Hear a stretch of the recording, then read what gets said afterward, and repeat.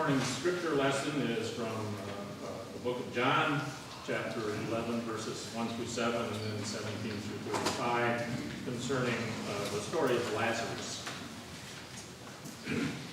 Now a certain man was ill, Lazarus of Bethany, the village of Mary and her sister Martha. Mary was the one who anointed the Lord with perfume and wiped his feet with her hair. Her brother Lazarus was ill. So the sister sent a message to Jesus, "Lord, he whom you love is ill." But when Jesus heard it, he said, "The illness does not lead to death. Rather, it is for God's glory, so that the Son of God may be glorified through it."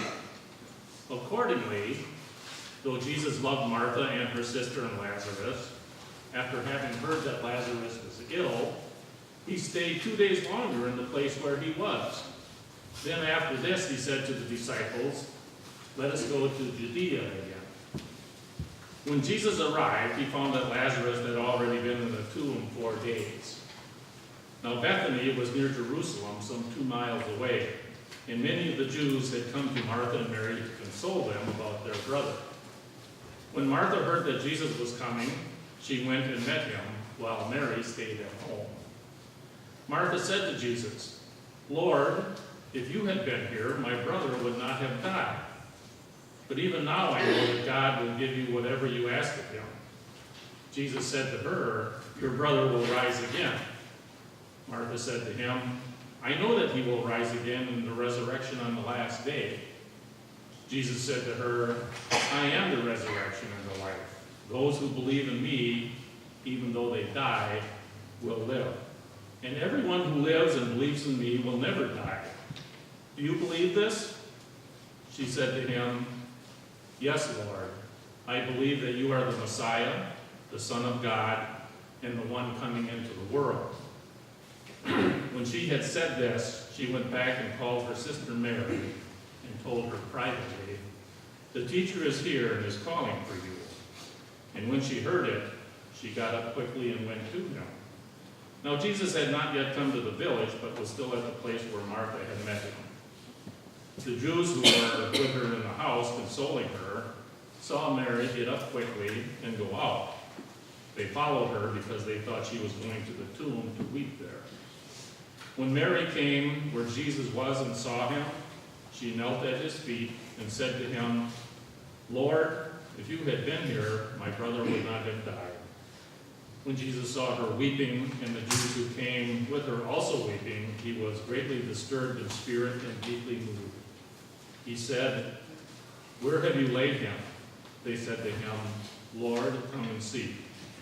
And Jesus began to weep. So ends the reading. Thank you, Kurt. I have to tell you, it's really good to see all of you here. We've had Sundays on and off, but now and again where attendance wasn't as much as today is really good to see you here.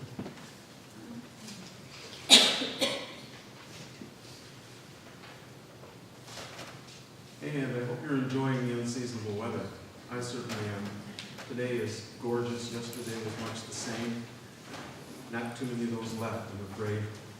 My favorite time of year by far. But just a tremendous couple of days. You know, it's so easy to talk to each other about the weather. It's kind of the first thing you go to when you encounter somebody, a friend or an acquaintance. Breaks the ice, conveniently avoids discussions about the economy, war, personal issues, or politics. One of the few discussions we share without argument is what it is. It's a common thread in all of our lives, touches us all. Take it or leave it, not much we can do about it. So many events and activities in our lives provide for that sense of connection to renewed life that we might find in a crisp fall day. Connection with something special, something deeply meaningful, producing an immediate and emotional response. Seeing a child for the first time, your own newborn. Their first steps, graduation of our children or grandchildren, weddings, new jobs, promotions, helping others, times when we are lifted up through our experience with others, times when for just a moment we sense great hope or purpose, peace, strength, and joy. We find connection as well in the not-so-great experiences when we are touched by anxiety and the illness of our own children, or in fear for a good friend who finds himself in the midst of tragedy, or grief in the death of a loved one. Grief that propels us between the blur of emotional chaos and that raw sense of reality about the fragility of life. Most of us would change places with a sick child in a heartbeat. We almost literally feel the pain of a friend's tragedy and wonder out loud in the face of death, what on earth are we doing with the great blessing of life we've been given? Moments of suffering, but of clarity as well. Moments of connection to the depths of life. I find it amazing how we can be touched in an instant by others, often when we least expect it. When we are going about our business and an event causes an emotional eruption in hearing or seeing another in the midst of their joy or their pain. Something from the deep recesses of our own experiences moves through all that is otherwise on our minds to the forefront of our thoughts and feelings. 9/11. The children killed on the East Coast. Or, for example, when an otherwise calm war veteran is rendered speechless when asked to recall the death of a comrade 70 years ago. The smile leaves. He's taken back to that place and that time, instantly. Or seeing something dad or mom love, you haven't seen in a while, and shedding a tear each time you think about it, years after their passing, as if they're right there next to you.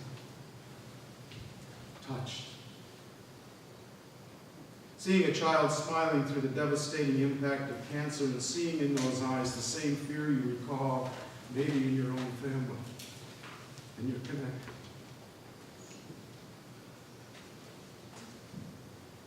Most of you probably watched the Olympics here a couple months ago. I love watching the Olympics. Debbie and I are glued to the screen every night. But don't you often find yourself waiting for that young person? Shed a tear on the podium.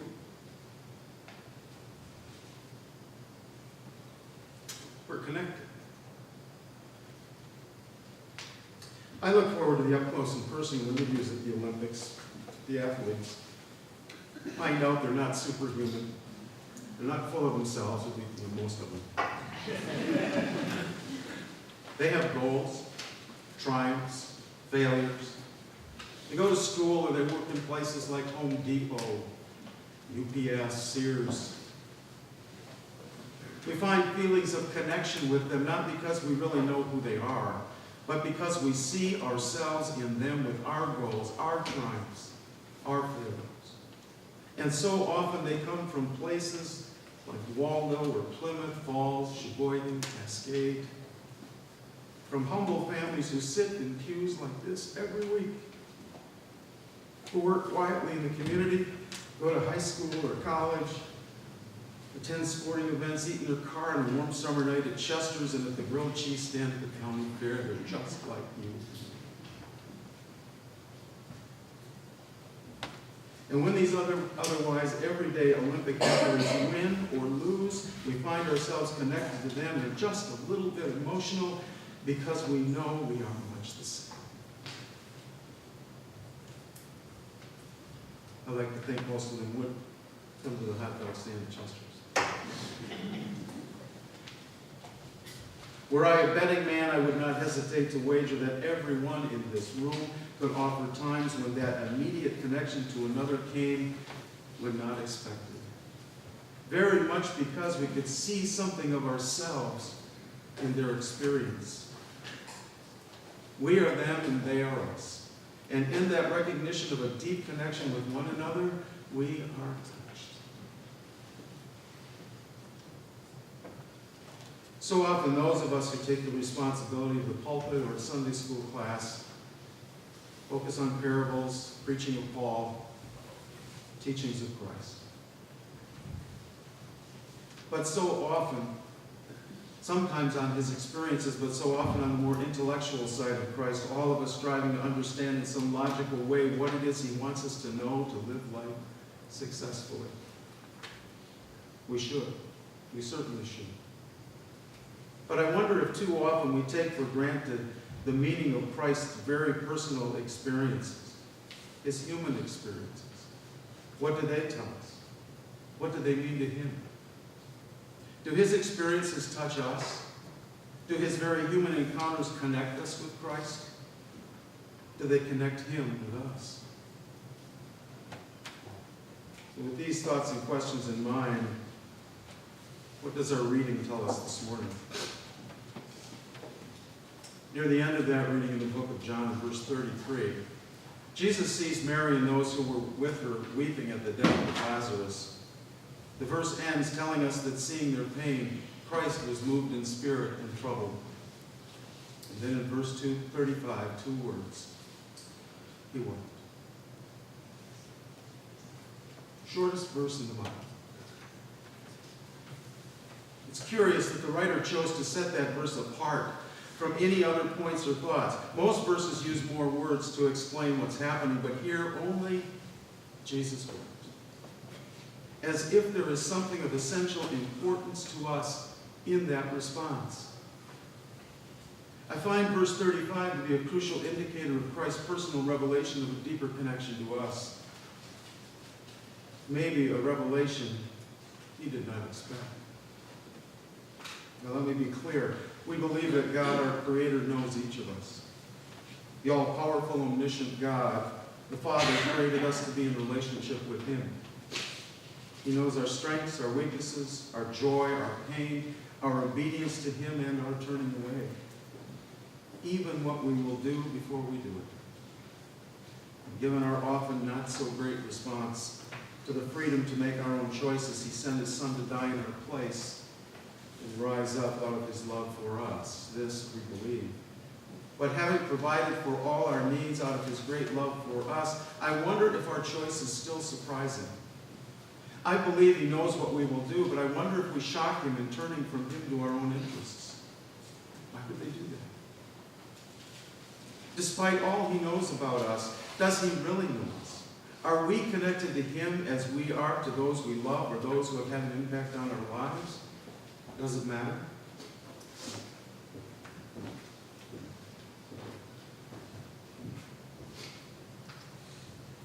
Leading up to verse 35, we hear the familiar story of Christ getting the message that Lazarus is sick. We learn that Christ stopped his traveling and waited for more information.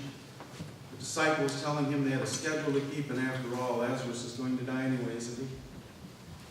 We know he returned at the pleading of the sisters and raised Lazarus from the dead. We know he was a personal friend of the family. So many opportunities for lessons in this story. But I find myself seeking to understand not all the verses in between Christ's learning of Lazarus' death, condition, and his tears at the end of the passage, but the connection between 3 verses. Verse 35, at the end of the chapter, when Christ wept. And the earlier verses 2 and 3 at the beginning of the story, which read, and I'll read it again, Mary, whose brother Lazarus now lay sick, was the same one who poured perfume on the Lord and wiped his feet with her hair.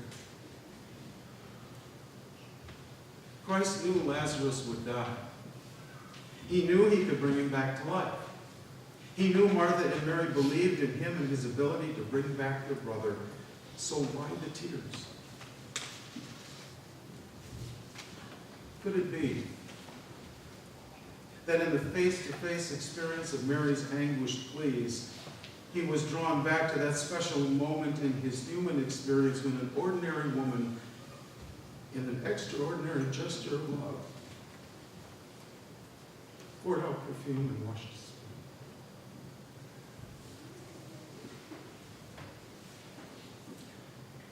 Maybe these folks When we recognize this morning the candle, it's something like that for you.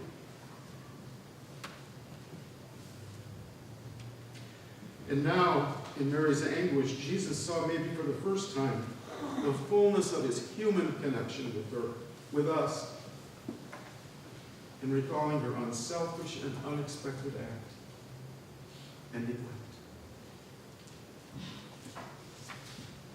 Could it be that in his great power, in his intellectual teachings and parables and admonitions about how best to live, could it be in the instantaneous recollection of the very intimate act of this woman, he found himself touched by his own humanity, connected to those he came to save, connected to us?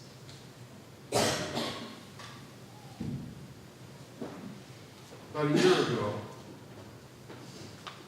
Pew Research Center completed a study, an update of their 2007 survey regarding national attitudes about religion. The survey involved 35,000 people from all over the country. It's probably no surprise to most of us that involvement and interest in religion and church is declining across all major denominations in the United States and all age groups, even those of us older folks who've been in church our entire life. Many of us are losing interest. The survey is just that. It doesn't assess or draw conclusions. But I do wonder if we may have attempted to encourage others with too many words and teachings, but too little about being touched by Christ, and in turn seeking to touch him. Have we homogenized the scriptures into a list of parables, story lessons and dissertations, and forgot to offer others the opportunity to find connection with us, and then maybe, just maybe, with Christ through our experiences and his? Too many confirmands in the Methodist Church walked away with a certificate and far too many words and not been touched by Christ.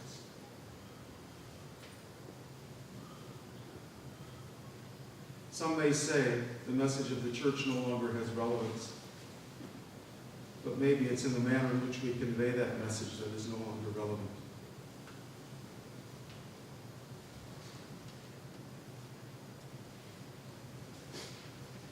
So many questions and so few answers. Is it not possible that standing with Mary before Lazarus' tomb, recalling in that instant the intimate connection he now had through her selfless act of love, is it possible that in his humanity, and yes, there is a human aspect to Christ, he now found even greater relevance in his message to those he came to save? Is that not the relevance of his message to us all? That he seeks more than anything to touch us. Yes, he teaches. Yes, there are words, important words in the Bible. He wants to touch us. He wants to be connected to us.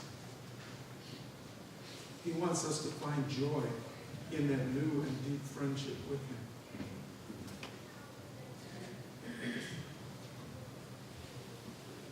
Should we now seek not only to learn and to teach, but to share our experiences with the Savior? Our own great moments when through him we were rejuvenated with hope, purpose, peace, strength, and joy. Far beyond our exuberance and waking to a glorious fall day, has he touched you?